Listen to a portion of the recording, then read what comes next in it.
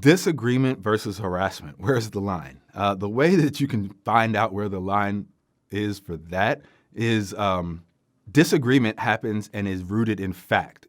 Harassment is rooted in an evil place, right? And so a disagreement is developmental. Harassment is predatory, right?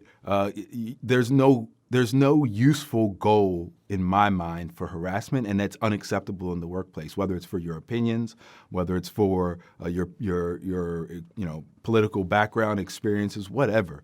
That kind of harassment is when I speak earlier about managers to provide an environment where everyone can engage and there's no judgment and it's a safe space.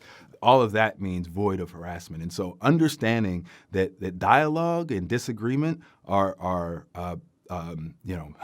not to steal from Muhammad Ali and start becoming alliterative or anything, but dialogue and disagreement, they're rooted in development. When you're dealing with that division between opinions and harassment and where the fine line is, opinions you share those with other people to inform, not to persuade.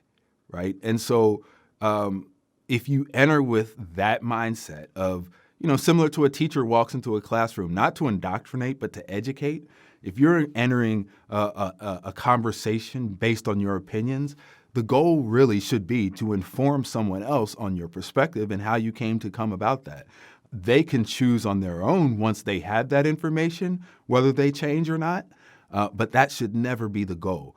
Just as in having conversations about racial issues, I'm not going to solve racism. All I'm doing is planting seeds and allowing folks to have the information, to be able to have a platform to even think about these things internally. Very similar.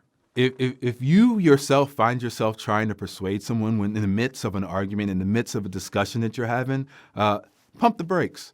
Pump the brakes, and just as we started, take a breath. Because the persuasiveness is not the goal. But really pump the brakes, take a breath, and think about, okay, what point do I want to get across? And what's the best way to do that, right? It's not going to be arguing and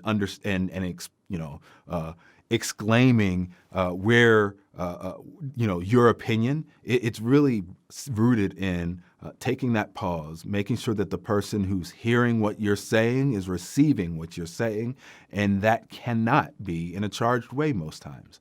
And so, when you're arguing and you're charged and you're emotional, that the walls come up.